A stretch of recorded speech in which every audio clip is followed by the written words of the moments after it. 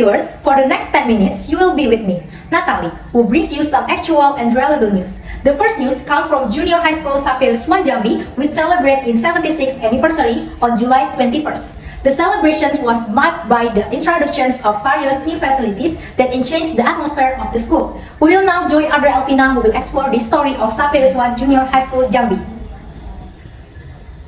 Thank you, Natalie. Hello everyone, I'm Audrey Alvina. Now I'm in the Xaverius I Jambi Junior High School, and today I want to interview the principal of Xaverius I Jambi Junior High School. So let's go! What is the history behind the establishment of Xaverius I Jambi School? Xaverius 1 SMP yang dulu adalah sekolah Tionghoa pada tahun sekitar 1955, lalu kemudian karena perjalanan sejarah maka kemudian sekolah tersebut lebur menjadi sekolah Yayasan Xaverius di tahun 59 karena memang harus SMP terlebih dahulu, maka lahirlah SMP Xaverius 1 ya. Ada prosedur yang memang harus dijalankan. Kami membutuhkan izin-izin dari pemerintah dan surat izinnya untuk kami membuka sekolah itu baru keluar di tanggal 22 Juli 1959. Nah, itulah hari lahir SMP Xaverius Jambi. Ya. Nah, setelah itu bulan Agustus kami baru mulai membuka diri untuk menerima peserta didik. Begitu prosesnya terus dan sampai hari ini.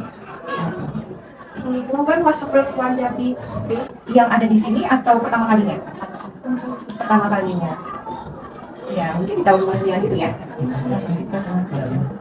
Where is Xaverius I Jambi School located?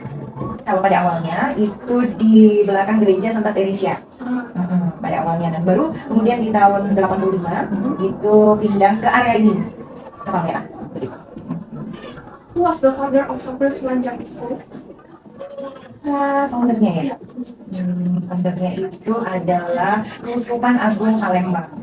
Yaitu Keuskupan Agung Palembang itu adalah hierarki gereja, salah satu hierarki gereja yang berada di kawasan Sumatera, meliputi Sumatera Selatan, Jambi, dan Bengkulu.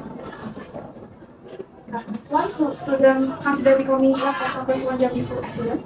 Karena mereka melihat alumni-alumninya, atau kalau di pabrik itu produknya, outputnya, ya mereka melihat itu.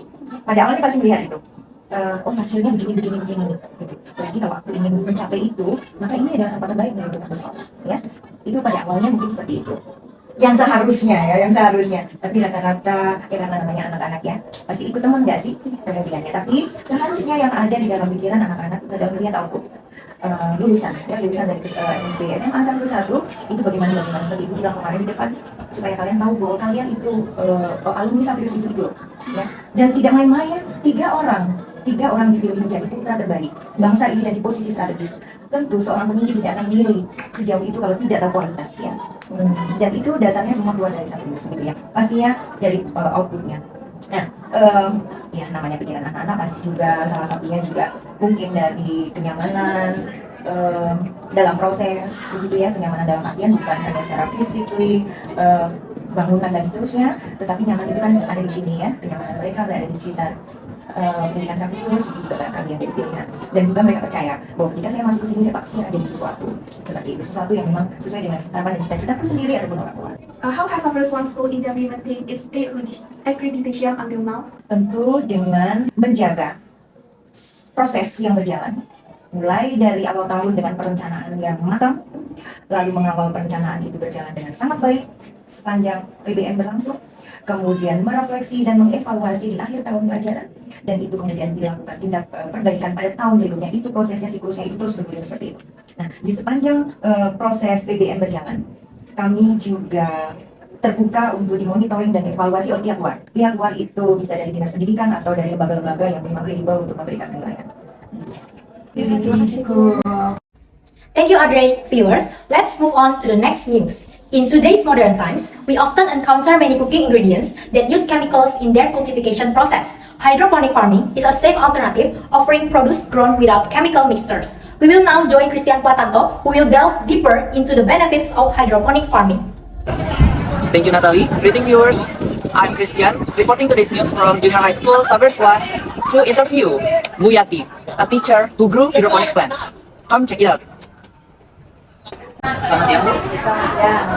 Apakah benar Ibu dulu pernah bercocok tanam secara hidroponik? Ya, Kalau begitu, sepertinya Ibu sudah mempunyai sedikit pemahaman kan, Bu? Bisa mengerti juga tentang bercocok tanam secara hidroponik? ada sih sedikit, tidak banyak tapi sedikit. Ya, nggak apa-apa, Bu. Menurut pandangan Ibu, apa itu bercocok tanam secara hidroponik dan apa saja tantangan-tantangannya? Tanaman secara hidroponik, apa namanya? Rasanya tanaman yang agak sedikit efisien tempat, ya, efisien tempat dan menurut saya jauh lebih sehat tanamannya. Ya. Masalah tantangan itu karena kita tidak menggunakan teknik yang air mengalir, tapi air di tempat dengan sistem sumbu, maka kita harus lebih rutin untuk memperhatikan tanaman itu sendiri. Satu, takut tanamannya kehabisan air, ya, cairan nutrisinya.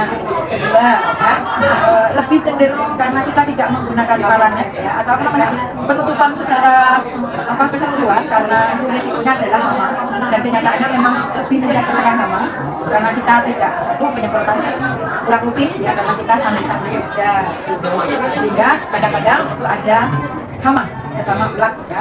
Selain itu karena posisinya kan tidak tertutup sehingga dengan mudah hama itu ada. Jadi bisa dibilang tantangan terbesarnya tuh adalah hama itu ya? Hama, ya, kalau cuma air asal kita itu ada waktu nggak ada masalah. Nah, terlebih kalau panas itu kita harus sore harus isi nutrisi. Ya. Dan menurut pandangan Ibu, siapa yang biasanya tertarik untuk bercocok tanam secara hidroponik ya? Maksudnya apakah siswa atau ya, sebenarnya bukan masalah ketertarikan sih, karena kita mengambil materi budidaya. Nah, budidaya yang agak sedikit efisien di tempat itu adalah hidroponik, ya. Selain itu anak-anak juga agak lebih mudah melakukan di rumah, walaupun mungkin salah satunya tadi hama, posisi tempat kurang sinar matahari, nah itu juga menjadi tantangan kita. Tapi paling tidak inti dari materinya adalah mengajak anak untuk belajar dan mengenal bahwa untuk menanam itu tidak mudah sekali sehingga menghargai bahan yang itu. Kalau boleh tahu, Bu, kapan Ibu pertama kali bercocok tanam secara hidroponik? Sebenarnya lama sih, 5 tahun yang lalu kalau salah itu ya, 5 tahun yang lalu. Ya, cuma tidak rutin aja. Kadang kelas 7, kadang dikasih kelas 8, ya. Karena apa? Kita tuh, oh mau mengenalkan ini, oh, besok yang kelas 8 sudah, berarti kita kelas 7. Gitu. Jadi lihat situasi sehingga tidak kita lakukan secara sebelumnya apa namanya variasi belajar, ya. Nah, biasanya kan kerajinan, pengolahan. Nah, sekali waktu kita kasih budaya. Walaupun tidak setiap anak mendapatkan yang sama, ya, tapi paling tidak sekolah pernah mengenalkan. Mengapa Ibu memilih bercocok tanam secara hidroponik dari metode-metode yang sudah ada, Bu? Kalau metode tanah itu ada repotnya. Dulu pernah nanam di tanah. Kita sudah ngasih tahu pemupukan begini takarannya sekian. Nah, pada waktu mengasih pemupukan itu tidak di depan kita. Kita kadang ngasih kepercayaan mereka, ya, tapi kita sudah ngasih takaran. Ternyata yang mereka berikan takarannya salah. Sehingga yang tadinya tanaman itu bagus, subur, tahu-tahu besok pagi udah lagi. Nah, itu. Sehingga pada saat seperti itu kita nyoba tanaman itu. Selain itu juga tanaman yang seperti itu banyak kutu kebulnya, lebih banyak kutu kebulnya daripada. Nah, jadi kalau panenan itu masih agak mendapatkan lebih mudah secara hidroponik. Baik. Kalau begitu, boleh tidak Ibu beritahu kepada para pemirsa bagaimana cara bercocok tanam secara hidroponik? Langkah-langkah awalnya gimana aja ya, Bu? Itu sebenarnya langkah awal namanya kita sudah lama, ya. Nah, sebenarnya secara singkat itu langkah-langkahnya yang pertama adalah mempersiapkan bahan-bahannya, ya. Bahan-bahannya yang jelas itu ada rock wool, ya, satu rock wool, kemudian nutrisi, medianya. Nah, tinggal mau medianya besar atau kecil semuanya bisa, tapi takaran nutrisi juga harus benar, ya. Pertama, dan mempersiapkan medianya kita harus menyemai. Nah, menyemai di rock wool-nya, ya. Nah, dari rock wool udah kita semai kurang lebih 1 minggu, udah berdaun 4 atau berapa, itu sudah bisa dipindahkan ke media tanam. Nah, dari media tanam langsung bisa kasih nutrisi, ya, kita kasih nutrisi tinggal perawatan aja, ya. Dan itu kita harus bisa mengatur nutrisinya, pH-nya, ada pH-nya, ada apanya, itu satu lagi alatnya ada, ya. Nah, untuk menakar supaya ini kurang nutrisi atau tidak. Nah, itu cuma kadang-kadang kita memang ada, oh takaran pertama warnanya kayak gini, ya, terus berikutnya sudah kita tidak pakai alatnya, pakai perasaan, ya. Dari warna itu. Nah, selain itu kita kan juga pakai takaran, ya, gitu, takaran perbandingan air dengan nutrisinya, gitu. Baik, Bu, terima kasih banyak ya atas informasi yang sangat informatif ini. Dan thank you for listening to us. Back to Natalie. Thank you, Christian. Viewers, before we move on to the next news, let's take a look at the weather forecast for Friday, August 2nd, 2024. Good morning, viewers. For those of you planning outdoor activities today, here's the weather forecast for Friday, August 2nd, 2024 across various regions in America. most cities in America today will experience sunny weather. Although some areas like Billings and Minneapolis will have lower temperatures but no snow. In the western region, it's quite sunny today with Miami reaching 86 Fahrenheit and Atlanta 79 Fahrenheit with slightly cloudy skies. In New York, it's sunny with temperatures around 61 Fahrenheit. In the northern part of America, temperatures are generally lower. Portland is at 62 Fahrenheit with partly sunny skies. Billings is at 51 Fahrenheit with partly sunny skies as well. Minneapolis is 62 Fahrenheit with light rain expected. And Chicago is 76 Fahrenheit with partly sunny skies. Further south, we have Denver at 77 Fahrenheit with partly sunny skies. Kansas City at 66 Fahrenheit with partly sunny skies. Phoenix is at 79 Fahrenheit with cloudy skies. And Houston is 85 Fahrenheit with partly sunny skies. For those of you heading outdoors, if the weather is hot, make sure to apply sunscreen and stay hydrated. If it's cooler, don't forget to wear a jacket to keep warm. That's all for today's weather forecast. I'm Fanny Kalista. Now back to Natalie. Okay, thank you, Fanny. Viewers, in this era that demands us to move quickly, sometimes make us have to do more than one job at one time. This phenomenon is often called multitasking. We will join reporter Felix Alberta will discuss more about the multitasking with the expert. Thank you, Natalie. Greetings, viewers. I'm Felix Alberta, and now I'm in Xavierus 1 Senior High School, and I want to interview Butina, a teacher of biology. Let's go! Selamat siang. Kami dari kelompok bahasa Inggris akan melakukan wawancara kepada Butina selaku guru biologi kami mengenai perihal multitasking. Oke, pertanyaan pertama, apa definisi mengenai multitasking? Multitasking Multitasking itu adalah beberapa pekerjaan yang bisa dikerjakan dalam satu waktu. Bisa misalnya di rumah kami untuk cuci sekaligus mencuci. Oke, kalau pertanyaan kedua dari kami, menurut Ibu, siapa sih yang merupakan contoh sukses penerapan multitasking baik di tempat kerja maupun dalam kehidupan sehari-hari? Kalau misalnya kerja menurut Ibu, siswa sih. Nggak misalnya ya, siswa itu kan kadang-kala presentasi. Nah saat presentasi dia harus menjelaskan sekaligus berpikir untuk menjawab pertanyaan pasien. Lalu untuk di rumah, menurut Ibu itu adalah di rumah anak. Pasti semua ibu itu biasanya suka multitasking, karena dia bawa anak sekaligus bawa rumahnya. Lanjut ke pertanyaan ketiga, kapan waktu yang tepat untuk melakukan banyak tugas dan kapan waktu yang lebih baik untuk melakukan satu tugas saja? Waktu yang tepat untuk melaksanakan banyak tugas itu menurut Ibu adalah saat kita cukup istirahat, di mana kesehatan mental kita maupun fisik kita itu memang benar-benar terjaga untuk melakukan banyak aktivitas dalam satu waktu.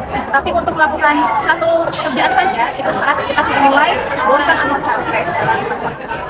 Lanjut ke pertanyaan keempat, gimana menurut Ibu merasa paling efektif melakukan multitasking? Apakah di tempat kerja atau di rumah? Kalau menurut Ibu sih di rumah.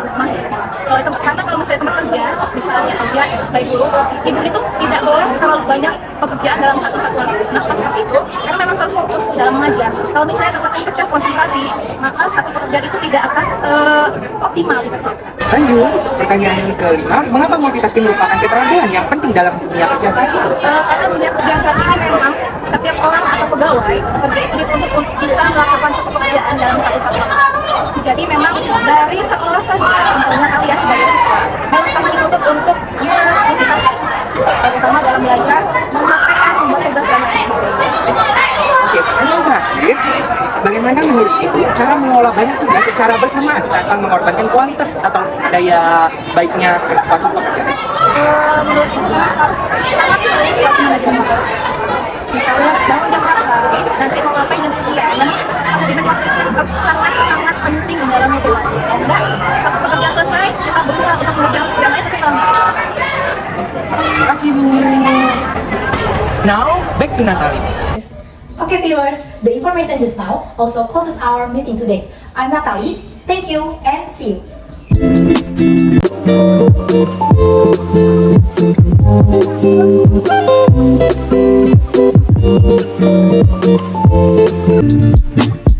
Thank you, Natalie. So, good afternoon.